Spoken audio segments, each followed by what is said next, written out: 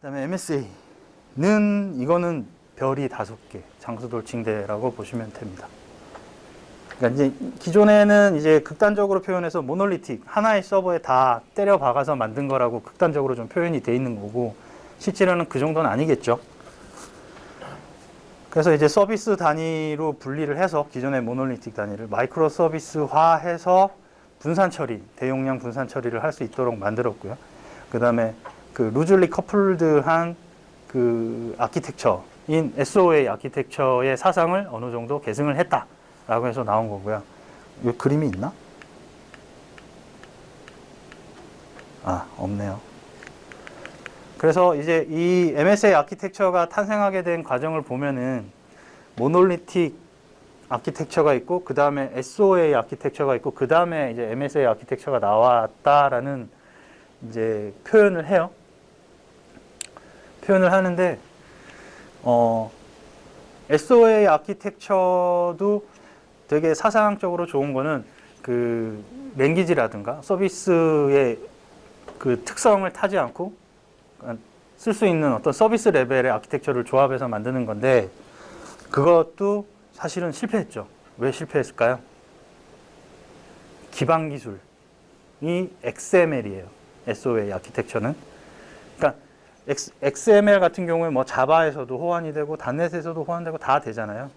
그리고 근데 이제 MSA 아키텍처로 나오기 전에 SOA 아키텍처가 기술적인 문제를 갖고 있던 게 XML인데, XML은 또 파서가 또 여러 개죠. 그죠? 그다음에 그런 특성도 많이 타고, 그다음에 대용량 데이터 같은 경우에 처리할 때 당시에는 기술적으로 좀 한계도 어느 정도는 있었고, 초반기에 SOA 아키텍처 할 때. 그리고 그래서 이제 그런 호환에 대한 문제점, 그런 것들과 기술적인 문제점들이 있어서 어느 정도 살아나다가 이제 다음에 탄생을 한 게 MSA 아키텍처인 거죠. MSA 아키텍처는 왜 살았냐라고 하면, 쟤도 기술적인 관점에서 보면 REST라는 게 저때 이제 접목이 되기 시작을 했죠. REST는 HTTP 통신으로 해서 URI 방식으로 접근을 하잖아요. 그래서 여차저차해서 그런 기술들이 조합돼서 만들어진 게 MSA 아키텍처입니다. 그래서 MSA 아키텍처를 한마디로 얘기하면 분산 시스템 아키텍처다라는 거고요. 그 중간에 API 게이트웨이라는 녀석을 통해서 컨트롤이 되는데, 굳이 API 게이트웨이가 없어도 MSA 아키텍처는 구현이 가능하다라고 보시면 되고요. 그리고 사전적으로 얘기하는 MSA 아키텍처는 여기서 이제 보면은 클라이언트 많죠. 클라이언트가 뭐 모바일도 있고 PC도 있고 여러 개의 이제 시스템들이 있는데, REST API를 통해서 API 게이트웨이에 접근을 하고, 그 뒤에 있는 서비스들이 쭉 나눠져 있고, 이것들을 API 통신을 통해서 사용을 한다라는 거고, 여기 색깔이 다 다르잖아요. 여기는 그림으로 하나로 되어 있지만 RDB, NoSQL, USQL DB 등 각각의 시스템별로 DB가 붙어 있어요. 요 서비스별로. 그러다 보니까 어떻게 돼요? DB를 자기 마음대로 가져갈 수 있는 거죠. 굳이 RDB를 안 쓰고 NoSQL DB를 쓰기도 하고, 이렇게 막 자유롭게 구성을 할 수 있다라는 큰 장점도 있어요. 그래서 이제 사전적으로 MSA에서 아키텍처의 구성 요소는 저기 나오는 대로 UI, UX 뭐 일반적으로도 다 필요한 거긴 하죠. 그 다음에 API 게이트웨이라고 해서 단일 접점을 담당하는 프록시 역할도 해주면서 인증, 로깅, 뭐 기타 여러 가지 중간 컨트롤 할 수 있는 기능들, 암호화 이런 것들이 다 저 안에 포함이 되어 있고요.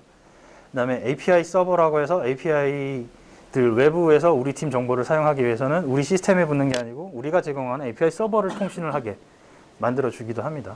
그래서 API 서버가 필요하고요. 이 API 서버를 구성하기 위해서는 반드시 DDD라는 용어가 들어가죠. DDD를 아시는 분. 도메인 드리븐 디자인이라고 하고요. 일단 설명을 드릴게요.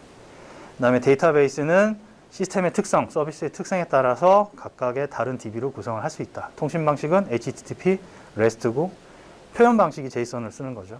그죠? 그 다음에 MSA의 구성 요소로는 서비스 결합할 때는 API 게이트웨이, OAuth도 쓰고 있고요. REST나 뭐 AMQT, Q서버를 쓸 수도 있고요. 그 다음에 프로비저닝에서 IAC, 쿠버네티스, 뭐 얘기한 것처럼 도커도 쓰고 여러 가지 쓰고, 내부 통신은 서비스 메시라는 용어를 쓰고요. 그 다음에 활용은 서버리스 컴퓨팅에서도 활용을 한답니다.